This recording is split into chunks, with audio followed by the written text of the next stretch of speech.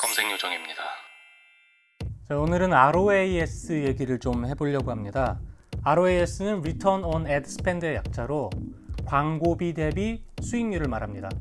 여러분들이 광고비를 100만 원 들여서 1000만 원의 매출을 일으키면 ROAS는 1000만 원 나누기 100만 원 곱하기 100 해서 1000%가 나옵니다. 100만 원의 광고비를 써서 100만 원을 벌었다면 ROAS는 100%가 됩니다. 한마디로 ROAS 100%는 딱 투자한 광고비만큼만 벌었다는 얘기가 됩니다.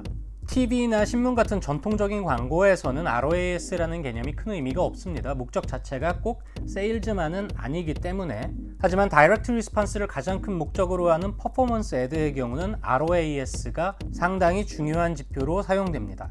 실제로 운영 목표 자체를 ROAS 몇 % 이렇게 잡는 경우도 굉장히 많습니다. 그런데 ROAS는 그 중요성만큼은 상당히 논쟁이 많은 지표이기도 합니다. 과연 이게 우리가 절대적으로 찾아야 하는 가치인가? 우리가 캠페인의 성공을 평가하는 절대 지표로 적합한가? ROAS는 언제나 옳은가? ROAS가 떨어진다는 건 무조건 나쁜 것인가? 이런 것들입니다. 먼저 ROAS는 최종적인 절대 지표가 절대로 될 수는 없습니다. 이유는 ROAS의 계산식을 생각해 보시면 됩니다. 총 매출 나누기 광고비. 광고비보다 1원만이라도 더 매출이 발생했다면 1원의 이익을 얻었다고 볼 수 있는 걸까요? 그렇지 않습니다. 기본적으로 제품 원가가 있고요. 유통비가 있습니다. 기타 관리비들이 있고요. 인건비도 들어갑니다. 카드 수수료도 들어갑니다. 전체적으로 우리는 이런 비용을 투자 비용이라고 합니다.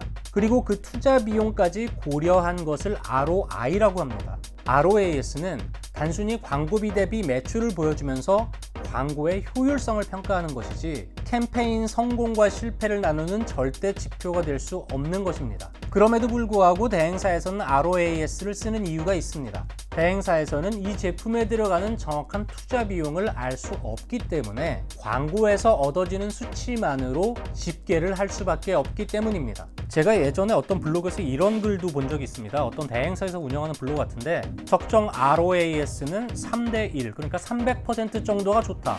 말도 안 되는 소리입니다. 거듭 말씀드리지만 투자 비용 때문에 ROAS 300%는 어마어마한 이익을 남길 수도 있고 오히려 적자일 수도 있는 것입니다.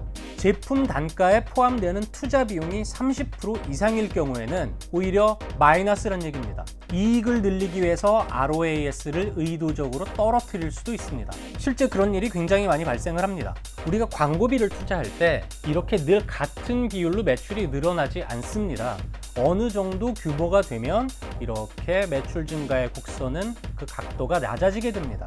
이 경우에는 매출이 어쨌든 계속 발생을 하고 있음에도 불구하고 ROAS는 떨어지게 됩니다. 하지만 ROAS를 절대지표로 삼아서 ROAS가 왜 떨어졌냐, ROAS를 유지시켜라 라고 한다면 실행하는 입장에서는 적정 수준에서 성장을 멈추고 효율 통제를 할 수밖에 없습니다.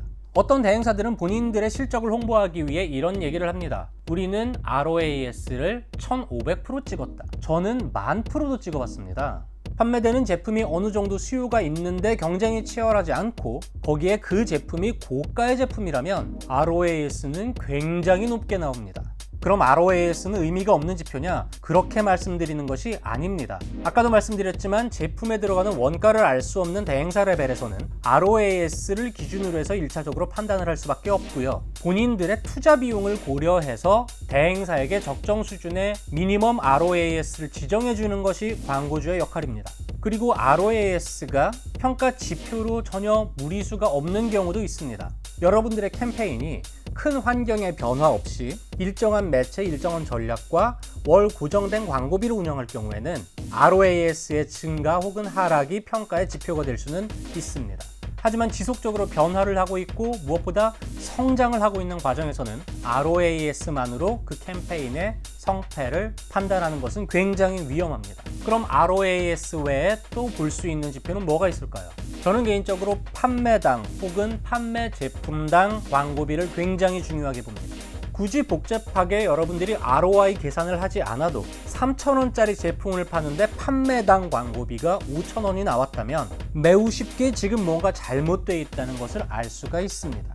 디지털 마케팅에서 사용하는 많은 지표 중에 절대 가치를 갖는 것은 하나도 없습니다. 특히 지난 잘못된 광고주 영상에서도 제가 말씀을 드렸지만 CPC와 CTR 같은 경우는 여러분들이 최적화를 할 때 참고할 만한 지표지 절대로 목표 지표는 될 수 없는 것들이고요. 마케팅의 기본 개념을 매우 단순하게 정리한다면 그러한 지표들에 속지 않을 수 있습니다. 돈을 썼으면 돈을 벌어오고 이익이 남아야 합니다.